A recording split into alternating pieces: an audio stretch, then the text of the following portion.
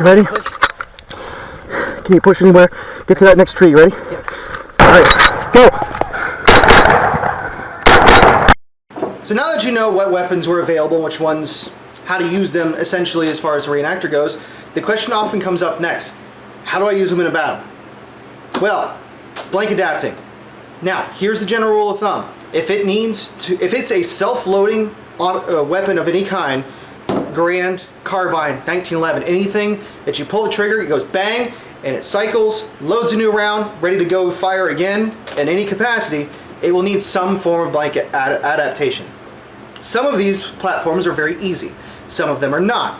Luckily, if you're going with an 03 Springfield, you don't need to do anything. Load some blanks, you're off to the races. Here's why.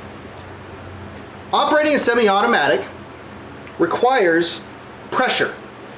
So when you pull the trigger, the primer pops, the gunpowder explodes, the bullet gets shoved down the barrel. And yes, shoved down the barrel. Typically the bullet is slightly larger than the barrel itself. Okay? So as it's being pushed through, it's building all that pressure. A, it gets the bullet more velocity to go down range. B, it builds up that pressure to cycle the bolt or action of whatever kind it may be. Every platform is slightly different. Pistols are notoriously difficult to actually get adapted correctly. Haven't figured out the why on that yet, I just know that's the truth. Carbine, similar concept, much bigger barrel, much more pressure. Do not use a clamshell. There are some contraptions that you can put on the end of the barrel, kind of like this, and that provides all that other pressure. Here's the major problem. It's pulling against your front sight. And if you ever notice, there's one little peg in there. That's it. It is not safe. Highly discourage the use of it. Ravenna Arms made some for a little while. They discontinued because of the fact that they are unsafe.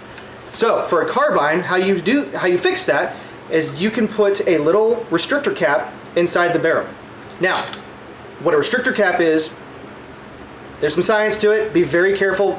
I do get a professional to do this for you. But basically you drill, you tap, you get a set screw with a hole in it. What it does is, instead of having the barrel one normal length, it has a restriction on the end of it. That allows the pressure to build and cycle the action. Luckily, for most of you, what you're going to be using is a Garand. Now, that one has all these extra features in the front that makes it really easy. You take off the lock screw, pull that out, take off the whatever the other piece is next to it, I cannot remember the name for the life of me right now, and you install your blank adapter. There's a couple different variants. The GI one works. It's ugly, but it does the job. There's also a Hollywood style adapter that is almost the exact same profile as the barrel. Once you install it, you can't really see it. It's adjustable, which is the best part because not all blanks are made the same. And once you're all set, you're good to go. Keep in mind, grenade launchers typically can't be installed with this on. And if you do, you're pretty much going back to a semi-automatic version. There's been talks of seeing if we can convert grenade launchers into blank adapters, but no one's actually ventured to do that yet. So maybe one day I'll be able to check back and let you guys know. Without that, blanks themselves, typically this is going to be similar to the M1999 version of blank. The big difference is the 1909 has a wax tip on it. The 1999 is the crimped version. Those are just the GI names for it, okay? Every manufacturer makes blanks slightly different. So having an adjustable gas system, restrictor cap, whatever system you opt for, is going to be pretty much essential unless you can guarantee that your producer is going to be doing the same exact pressures every single time. Highly recommend, and there is no money being traded back and forth.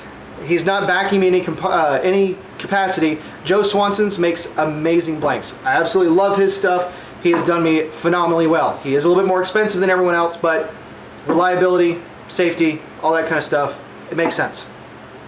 Now there is one other option I did not cover yet for a blank fire weapon, but I'm going to cover that more on the crew served because that is called a gas gun.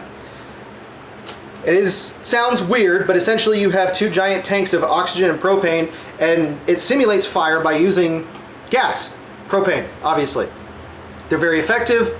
However, they're picky, very temperature dependent, and you have to have all this extra apparatus just to carry it around. But considering those platforms that they power are typically in the tens of thousands of dollars range, gas gun is quite attractive at sub $2,000. You have an entire kit ready to go, and refills are $20 for an O2 tank and about $10 for a propane tank. That's it. It's a whole lot cheaper. All right, well, hopefully that answers your questions and you guys can get back into it.